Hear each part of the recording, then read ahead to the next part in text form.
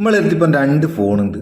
2 ഫോണിലും വാട്സപ്പ് ഉണ്ട്, അല്ലെങ്കിൽ 2 ഫോണിലും ഇൻസ്റ്റഗ്രാം ഉണ്ട്. ഒരു ഉദാഹരണത്തിന് നമ്മൾ വാട്സപ്പ് എടുക്കുക. അപ്പൊ 2 ഫോണും നമുക്ക് ഒരേ സമയത്ത് ഇങ്ങനെ കയ്യിൽ കൊണ്ടു നടക്കാനാകില്ല. ചിലപ്പോൾ ജോലിക്ക് പോകുന്നേരം, ഓഫീസിൽ പോകുന്നേരം, അല്ലെങ്കിൽ മറ്റെവിടെയും പോകുന്നേരം ഒക്കെ ഒരു ഫോൺ വീട്ടിലായിരിക്കും, ഒരു ഫോൺ നമ്മളെ കയ്യിലായിരിക്കും.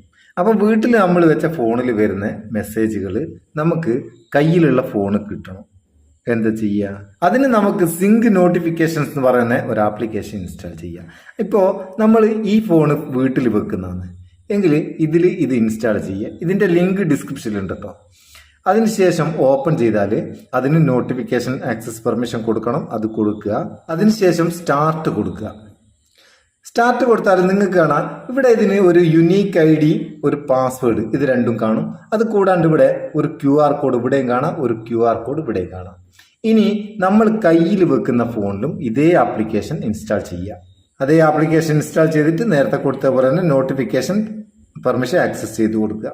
അതിനുശേഷം നമ്മൾ വീട്ടിൽ വെക്കുന്ന ഫോണിന്റെ ഈ QR കോഡ്, മേലത്തെ QR കോഡ് ഓപ്പൺ ചെയ്യുക. അല്ലെങ്കിൽ നമുക്ക് ഈ യുണീക്ക് ID, ഒരു ഫോണിലെ യുണീക്ക് ID മറ്റേ ഫോണിൽ എൻ്റർ ചെയ്ത് കൊടുക്കുക. അതുപോലെ പാസ്വേഡും. നമുക്കിപ്പോൾ QR കോഡ് എടുക്കാം.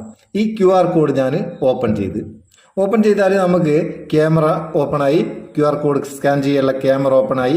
അതിനുശേഷം രണ്ടാമത്തെ ഫോണിൽ താഴെ ഭാഗത്തുള്ള QR കോഡ് ഓപ്പൺ ചെയ്യാം. അപ്പം നമുക്കിവിടെ ഒരു QR കോഡ് ഉണ്ട്. ഇതൊന്ന് ജസ്റ്റ് സ്കാൻ ചെയ്യുക. സ്കാൻ ചെയ്ത് കഴിഞ്ഞാൽ ഇവിടെ മൊബൈൽ ഐക്കൺ കാണിക്കും. അതിലേക്ക് മാറിക്കഴിഞ്ഞാൽ നമ്മൾ ഏത് ഫോണായിട്ടാണോ കണക്ട് ചെയ്ത് ആ ഫോൺ ഇവിടെ നമുക്ക് കാണാനാവും. ഫോണിൻ്റെ ID ഒക്കെ കാണാനാവും. അതൊന്ന് ക്ലിക്ക് ചെയ്ത് കൊടുക്കുക. ക്ലിക്ക് ചെയ്താൽ ഇവിടെ കുറേ ഓപ്ഷൻസ് ഉണ്ട്. ഇവിടെ ഷോ നോട്ടിഫിക്കേഷൻ എന്നുള്ളിടത്ത് കൂടെ നമുക്ക് മറ്റേ ഫോണിൽ വരുന്ന എല്ലാ മെസ്സേജുകളും നോട്ടിഫിക്കേഷൻ ആക്സസ് കൂടെ കാണാനാവും. പക്ഷെ ഇവിടുന്ന് റിപ്ലൈ കൊടുക്കുന്നുണ്ടാകില്ല കേട്ടോ. ഇതിപ്പോൾ ചെയ്ത പാടായതുകൊണ്ട് ഇവിടെ മെസ്സേജ് ഒന്നുമില്ല. ഇനി അതിലൊരു മെസ്സേജ് വരുന്നേരം ഇവിടെ നമുക്ക് അത് വിസിബിൾ ആവും. അത് കൂടാണ്ട് ഇതിൽ കൂടെ നമുക്ക് ആ ഫോണിലേക്ക് ഒരു വോയിസ് കൊടുക്കാനാവും. ഇവിടെ സെൻഡ് ടെക്സ്റ്റ് ടു സ്പീച്ച് എന്നുള്ള ഒരു ഓപ്ഷൻ ഉണ്ട്. അത് ക്ലിക്ക് ചെയ്തിട്ട് നമുക്ക് എന്ത് മെസ്സേജ് ആണോ ടൈപ്പ് ചെയ്യേണ്ടത് അതൊന്ന് ടൈപ്പ് ചെയ്യാം. ഞാനിപ്പോൾ സ്റ്റോപ്പ് മെസ്സേജ് എന്ന്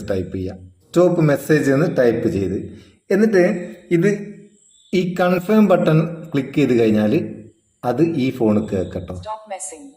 കണ്ടോ?